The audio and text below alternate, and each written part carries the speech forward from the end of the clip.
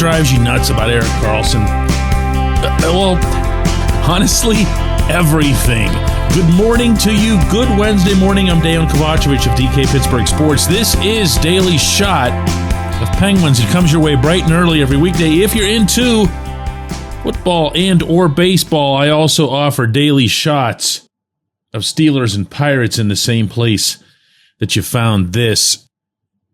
There's so much of an emphasis on offense from the back end across the NHL. Watched it again all night last night in the 4 playoff games, right up through Minnesota winning in Las Vegas. You see these teams in the back with their various Morgan Rielly, Alex Pietrangelo, Shea Theodore types, and you're reminded constantly how much it matters. And yet, right here in Pittsburgh, on your own roster, your highest paid player is a guy who's 2 years removed from a Norris Trophy because he was able to put up triple-digit points in San Jose. And that, for me, is where the debate and the discussion and everything else related to Karlsson begins and ends. Because you can look at his, minus 24 rating, which fits with pretty much everybody else's on the team, not least of which is Sidney Crosby, minus 20, Evgeny Malkin, minus 24, Ricard Raquel, minus 22, Brian Rust, minus 21. It's not that. And it's not that he's prone to lapses or giveaways, although that certainly doesn't help. You could live with all of it if he was producing at a level that was something more than 0.5 of what he was doing with the Sharks. He just played all 82 games, and that's to his credit. In those games, he had 11 goals and 42 assists, 53 points. For somebody else, you say, all right, that's just wow. That's a really nice offensive season for a defenseman. I'm sorry. He set his own bar somewhere else. He set his own style someplace else with the type of defenseman that he is. He has to produce a lot of points to negate a lot of the damage that he does defensively. Sure, I could go on, some critical rant that would be in line with some of the stuff that Kyle Dubas said a couple days ago about Karlsson, in which he was really stark. It was stunning, I thought, about how much more he has to give. He even mentioned training and how it appeared that he really elevated his game for the Four Nations whenever he was representing Sweden versus how he was performing here when he was representing Pittsburgh. But I'm not so naive as to believe that you can change somebody's stripes in their mid-30s in the National Hockey League. He is exactly who he is, except for one thing. There isn't enough offense coming from him. And he knows that, and he's aware of it. So when you hear him speak the way he did the other day at the Penguins locker cleanout up in Cranberry, and he assesses his performance over the course of the season like this. I think it's been a tough year for everyone. Obviously haven't gone the way that we expected it to or wanted it to. Personally, I think it's been lots of ups and downs. A little too volatile than you would have liked.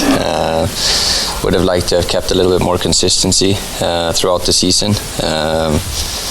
I missed all our training camp and, struggled early on with my body, but, it started to feel better as the year went along, and it feels great now. So it's unfortunate that, it didn't go the way that, we're all hoping for. I think we have a good team in here. I enjoyed, all of the guys in here on a personal level. It's been a pleasure and had a lot of fun, even though it has not been fun. Okay, so when he says that, it makes it sound as if he needs to be more committed to no. But trust me, I talk to this guy all the time. And the part that he beats himself up over, to an extent, is that there aren't enough points being produced. And he also sees that, and you might not want to hear this, okay? But I kind of side with him on this. One of the things that makes him a little bit crazy about his circumstance is that when he was in San Jose, he basically had a bunch of pluggers who were crashing the net. And he is as good as any defenseman, hear me on this, in NHL history at finding targets down low and turning those into goals. He'll bank it off your knee. He'll bank it off your head. He'll find a way to find your blade through a bunch of bodies. He'll do that, and he'll do it again and again and again. And as I warned, I think is the appropriate term, everyone back when he was acquired, and everyone was all excited about it, this was going to turn into nothing unless the Penguins adjusted to him as opposed to the other way around. They needed to be the ones crashing the net. They needed to be the ones presenting their blades. And that went from the fourth liners to the future Hall of Famers. One of the few people to get that memo, not surprisingly, was Sid. Those two forged themselves a nice relationship on and off the ice, and they communicated non-stop. Karlsson would tell Sid, hey, if you go here, I'm going to get you, and you're going to just have the easiest backdoor swat of your life. But this team, this roster, isn't built that way. There aren't a whole lot of Patrick Hornqvists here anymore. And because he's not blindly doing anything, he's Erik bleeping Karlsson. He knows what he's doing with the puck. He's not just going to flick it through the air and hope. He's going to end up dumping it behind the boards or doing one of those end board ricochet passes. But throughout all of that, he's going to remain aware of the offense that's being left on the table. Now, I'm not necessarily suggesting there's a cure for that either. I'm more attempting to explain what's happened to date. The only way Karlsson was going to be worth even the majority of the percentage of cap space that he's taking from this payroll was if he was to produce, 70 or 80 points, not 50. But he's got now not one, not two, but 3 more years of this. And I would hope that even while the Penguins are adding pieces and assets to the roster and there are other priorities in play, that there would be just this constant awareness, at least somewhere in the back of their minds, that, hey, if you're going to bring in somebody, make it more of like a Connor Dewar type who has a chance to go to the net, who has a chance to take advantage of this $10 million player that you've got on the back line. I know this is not the conventional line of conversation when it comes to this player, but again, I'm speaking to him a lot, and I'm sharing it. When we come back, J1Q. This episode is brought to you by Bet Online, your number one source for all your summer sports needs this season, from Major League Baseball, golf, NHL, NBA playoffs. Get the latest odds and lines, including all team matchups, player props, odds on just about everything that's out there. Head to the website today or use your mobile device to get in on the action. Bet Online, where the game starts.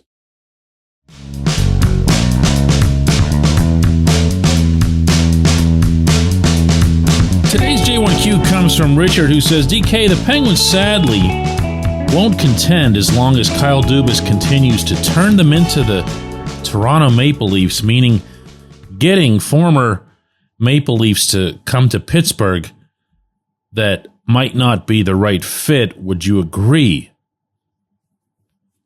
I'm not even sure what you're referencing, Richard, but I'm going to gleefully A, select, and B, respond to this entry because this is going to make some people mad, but I mean, that's just life when you're sharing your viewpoint in public. One thing about Toronto fans is There are a lot of them. It's not just what you saw jumping up and down in Maple Leaf Square outside their arena last night when Max Domi scored in overtime. There's a gazillion of them, and the population of Toronto itself is exploding like no other city in either the United States or Canada. And as such, and because they love hockey, they're everywhere, and they do come and listen to this program, which is really cool. I'm not knocking that in the slightest. I hear from them on a regular basis, and I also hear from some of them that the Penguins are their adopted second team or whatever you have. But they, in general, and for all I know, you're one of them, Richard, I don't know, really have it in for Kyle Dubas. They really find fault with this guy for his tenure there, presumably because they had, all these wonderful players, will still have them. Austin Matthews, Mitch Marner, William Nylander. And through all of his time, they didn't win a blessed thing. They won't this spring either. That team is deeply flawed. They can beat the Senators, who look like they're a little bit too starstruck to be competing in the postseason after not having been there for 7 years. But they're not getting out of this Eastern Conference, and they're not going to come close either, I don't think. And I'm going to guess that'll somehow be Dubas' fault as well. I really don't do that. I'm now just speaking for myself. When somebody comes to Pittsburgh in a position like that, I don't get all into what they did in previous stops. For example, with the Pirates, Ben Cherington's been terrible, should be fired. I don't base any of that on what he did in Boston, good or bad, and he was the GM whenever they won a World Series there. I don't base it on what he did in his role with the Blue Jays in Toronto. I base it on his 5 years in Pittsburgh.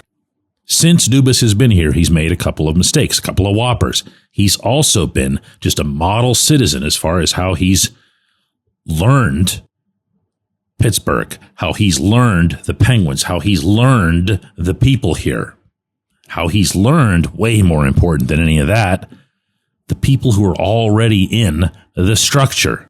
And he has put together a plan, an approach that makes perfect sense to me anyway. I'm just one person within the unusual context of Sid being in his late 30s. He still has to execute that. Now, I'm not going to base any part of what he does here on what he did in Toronto because I don't care. I don't care about Toronto. I don't care about the Maple Leafs. And as far as what you're bringing up specifically here, Richard, about getting former Maple Leafs to come to Pittsburgh, I'm not even sure who you're talking about there. The only guys that have come here from Toronto of late have been the two Connors, Connor Dewar and Connor Timmins. Dewar is anything but your prototypical Toronto player. He gets his nose dirty. He's grinding it out all over the rink. And Timmins, I think he's been pretty good. Like, I'm a little surprised that they were able to get him for a seeming song.